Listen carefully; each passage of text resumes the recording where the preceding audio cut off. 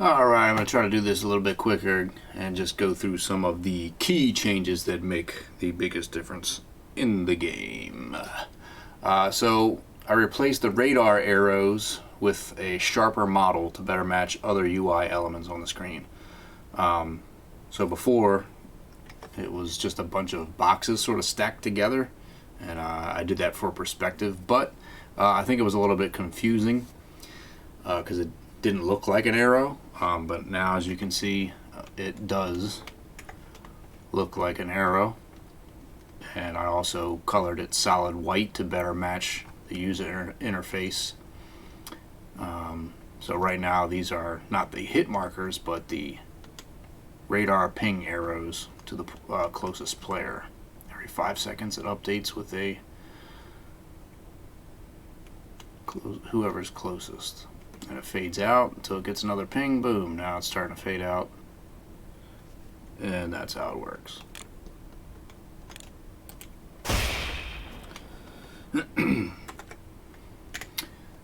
So I don't think this was in the last update, but I added a aim assist. It's not auto aim because it doesn't just automatically happen. This is something that you have to aim down sights, and if you are close enough, or if it's in the center of the screen within 1 meter of your barrel, it will snap to the player. So it's not exactly auto aim, it's a little bit in between. You have to at least put some effort in for it to work. I'll show you how.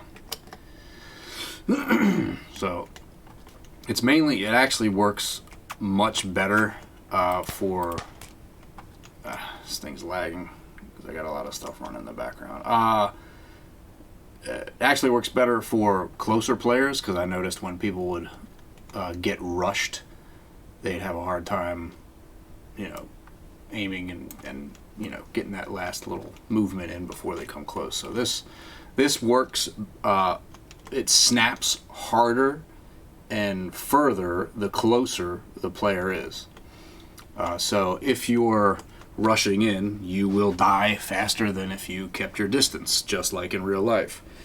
So the point of a lot of these gun mechanics and gameplay elements is, even though everything looks goofy and simple and whatever, I'm trying to keep the basic feel of paintball and laser tag and how things would actually happen. So it's I think of it more of a light LITE simulation of war games.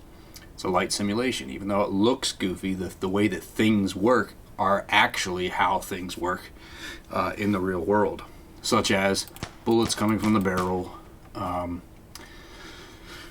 Targets closer up, easier to shoot because that's what would happen in real life. So if they're far away, no snapping. Oh, it did snap. Okay, but see, snap, snap, snap, it doesn't snap.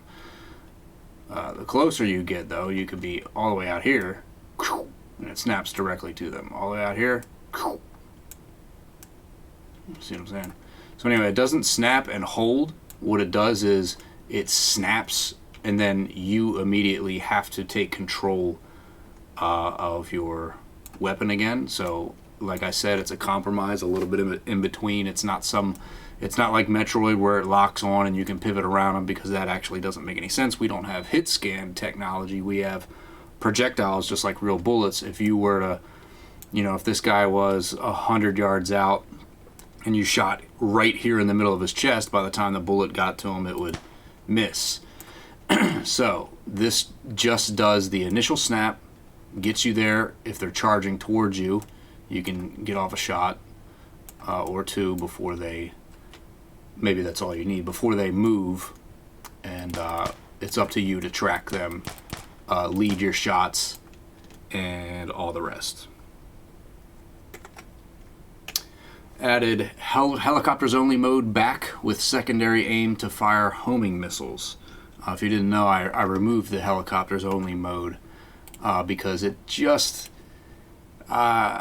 was just missing something that made it fun. It was too difficult to shoot each other out of the sky.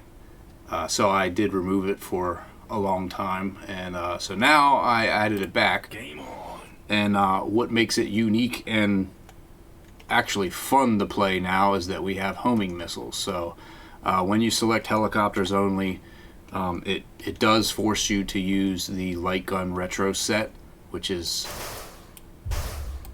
rocket launcher and the zapper.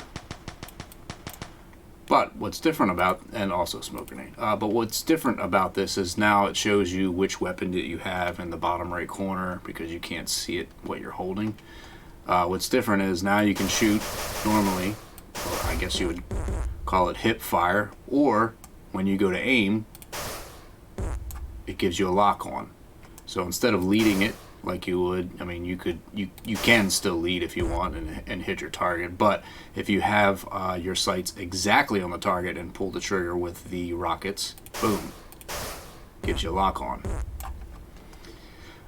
So what this does is makes it extremely difficult for helicopters to just fly around in the sky and just not get hit by anything, because it was extremely difficult to shoot a helicopter out of the sky with a rocket. Now it's not. So what this does is forces players into cover.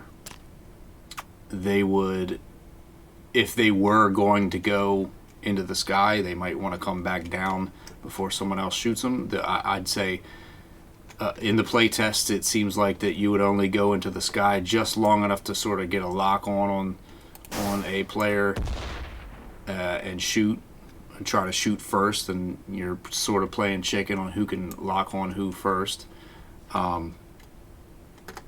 It's pretty interesting. It changes the dynamic. Fucking hell! It changes the dynamic of strategy. Also, if you get a near lock on, kind of cool. It just zips it around.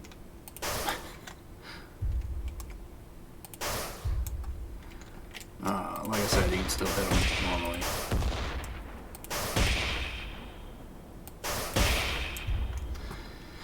Anyway, so yeah, the homing missiles force everybody to use cover, so you'll do things like get behind a building, peek around, get a lock on, go back before they maybe lock onto you. If they do lock onto you, you could use the cover and it'll hit the wall in front of you. Let's see, next. So I removed the quarter swaps, which would take your time limit and split it into quarters when you are doing 4-player deathmatch and helicopters. You would, before it was one helicopter and it would just switch who's the helicopter for through the quarters, but now I changed it to a pickup, which was requested a while ago. Sorry it took so long.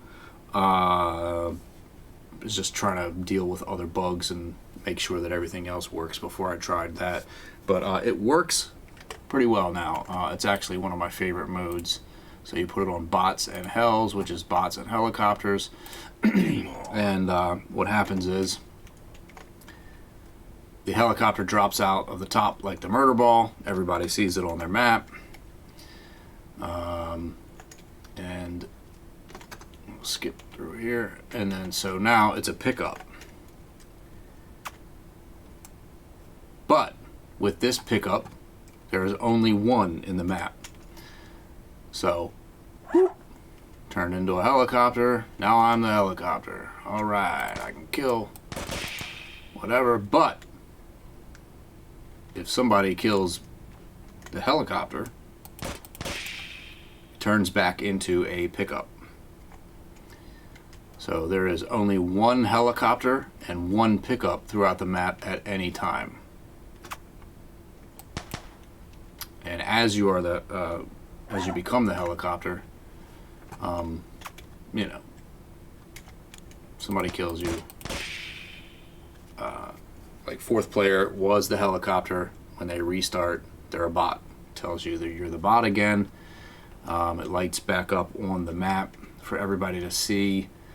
And so I don't know. It's a point of it's an objective. A little bit of extra. It's a way to use sort of a power up to get everybody in one spot at one time, kind of like the inactivity arrows that pop up showing you the nearest player. It just gives everybody a focal point to keep the game fresh. What else? Added flying debris to all explosives to match the feel of the bullet impacts. Yes. So this is simple. Debris everywhere.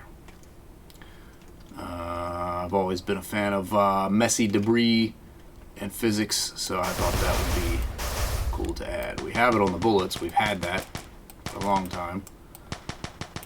So I figured, well, the bullets are making a mess. Why shouldn't the explosions?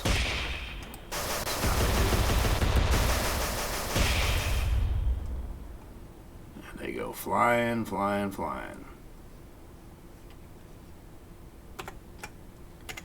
Restored name tags, but instead of above your head, they're now smaller and across your chest. You can see this pretty easy here. So whatever your name is that you type in, now it also appears across your chest. Oops. Yeah.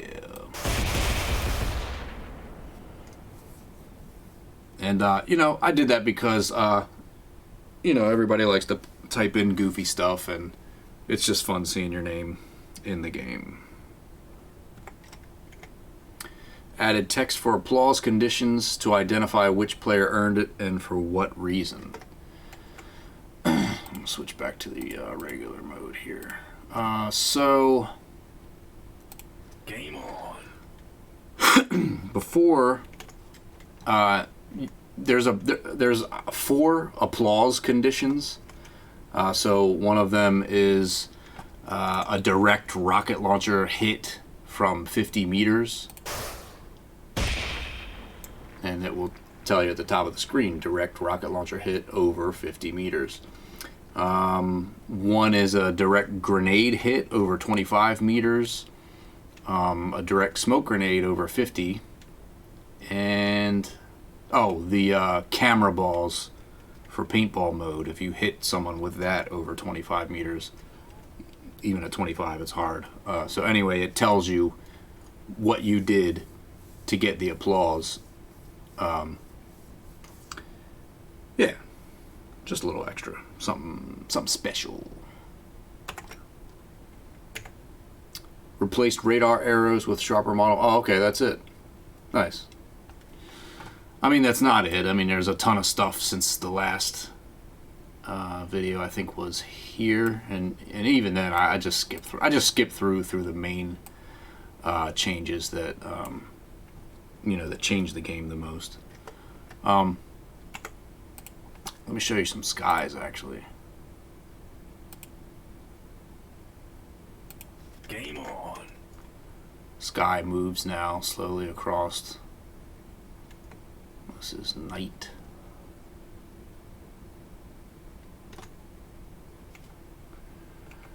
This is sun. Game on.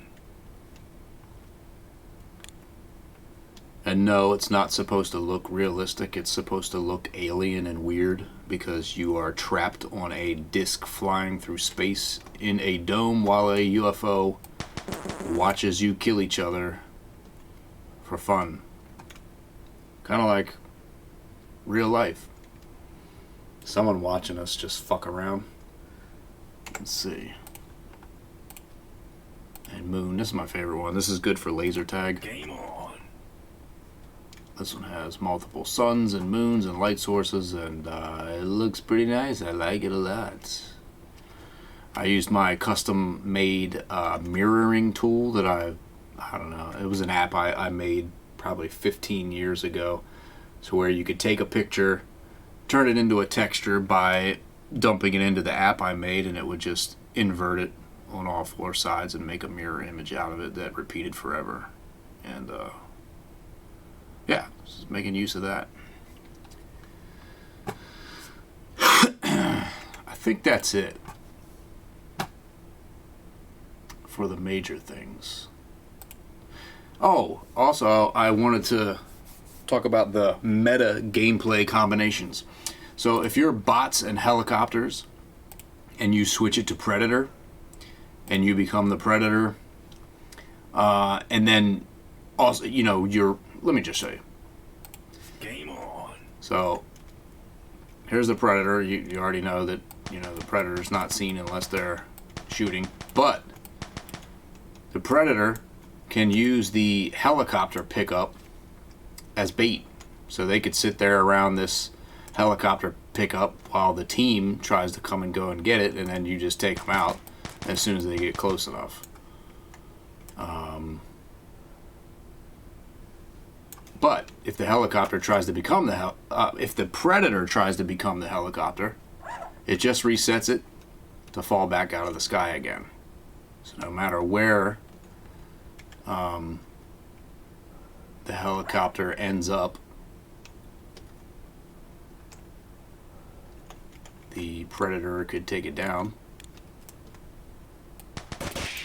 Now everybody says, oh shit, we can be the helicopter, let's go over and grab it. But you know what, that Predator, he's right there waiting for you. Or he resets it. It's whatever. So yeah, with all these combinations, there are every combination that is different reveals a different mechanic that was designed specifically for that combination. Believe it or not, every single combination has something unique to that combination. I don't think I've mentioned that in the video because it's something that kind of is fun to figure out for yourself. And people always message me about it once they figure it out and go, holy shit, there's all these different hidden things. Yes, that's part of the fun. What else was there? Oh yeah, so teams mode. So if you do teams mode with bots and bots and helicopters, pick your team, whatever. So I didn't want to just throw away the code that I made for the rotational quarters and stuff like that. So now if you're doing team mode with bots and helicopters, instead of having everybody fight over who can be the helicopter, it gives you one person on your team is the helicopter, one person on your team is the bot. Same with the other team. This way that there's always somebody in the team that can cover the sky, and always somebody that can cover the ground. And so basically one on each team. And yeah. And then in the middle of this, in the halftime of whatever time limit you set, then it just swaps. It just inverts everybody. Everybody who's a bot becomes a helicopter. Everybody who's a helicopter becomes a bot. What else? Yeah, that's it. Yeah, I'm pretty sure. If it's not, whatever. The next video will contain it. These are just sloppy as shit. I don't care. These videos, YouTube, social media, not my focus. It's all garbage. The main focus is the game and how it runs. And the best way to keep up to date is to actually read the patch notes in the game folder, because or the website. The website is the most up-to-date thing. I really hate creating posts and creating social media, things for the game. It's just such a fucking waste of time. I'd rather focus on the actual game and get it into people's hands and have the feedback that way, instead of just saying, hey, look what I'm doing. I don't give a shit about that. Social media is I'm just so tired of it. It's so fake and dumb.